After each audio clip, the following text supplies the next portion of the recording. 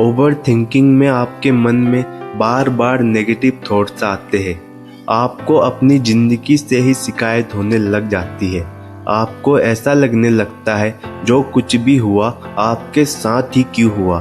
दिमाग में सिर्फ टेंशन ही टेंशन होती है, कभी फ्यूचर की टेंशन तो कभी जो पास्ट में हुआ उसी के बारे में सोचते रहते हैं। बहुत से लोगों को तो इस बारे में पता ही नहीं होता कि वो कितना ज़्यादा ओवर थिंकिंग करते हैं। अपने दिमाग के थॉट्स को कंट्रोल ही नहीं कर पाते। दिन भर दिमाग में सिर्फ नेगेटिव ही सोचते हैं। लेकिन एक बार आप खुद ही विचार करके देखो, जो आप अपने दिमाग के अंदर सोचते हो क्या वो रियलिटी है? जो आपने सोचा क्या वो आपके साथ 100% होता है या फिर 1% भी नहीं होता है? एक बार आप उस वक्त में जाकर देखो जिस वक्त आपको बहुत ज़्यादा टेंशन हो गई थी। आपको लग रहा था ये हो जाएगा वो हो जाएगा, लेकिन अगले दिन हुआ क्या?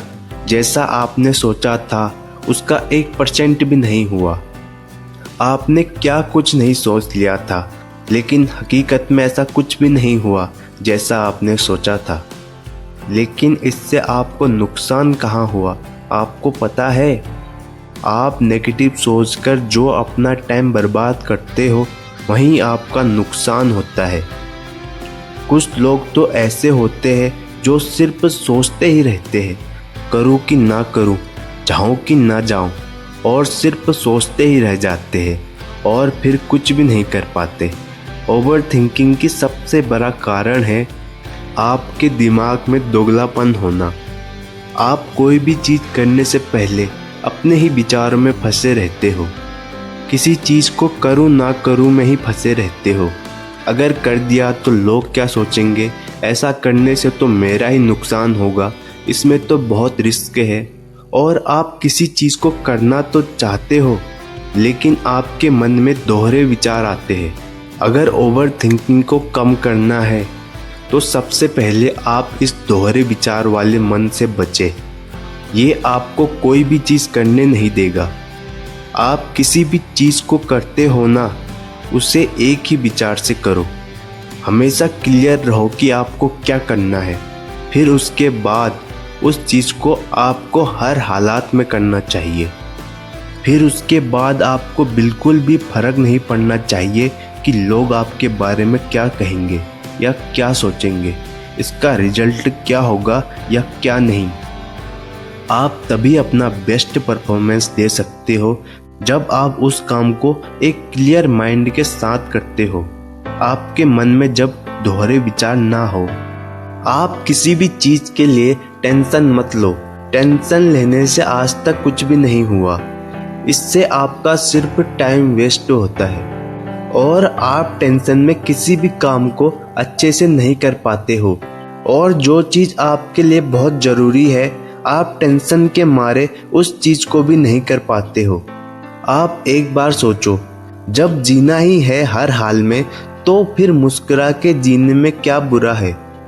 जब आपको पता है टेंशन लेने से कुछ भी नहीं होने वाला तो फिर टेंशन लेते ही क्यों हो? खाली बैठकर टेंशन लेना है या फिर कुछ काम करना है, ये हमेशा आपको ही डिसाइड करना पड़ेगा। यार, जब ये ज़िंदगी सिर्फ एक बार ही मिली है, वो भी उसमें बीता हुआ पल हमें वापस कभी नहीं मिलता, तो उसे भी आप टेंशन लेकर क्यों जीते हो? क्या टेंशन लेने से सब कुछ ठीक हो जाता है?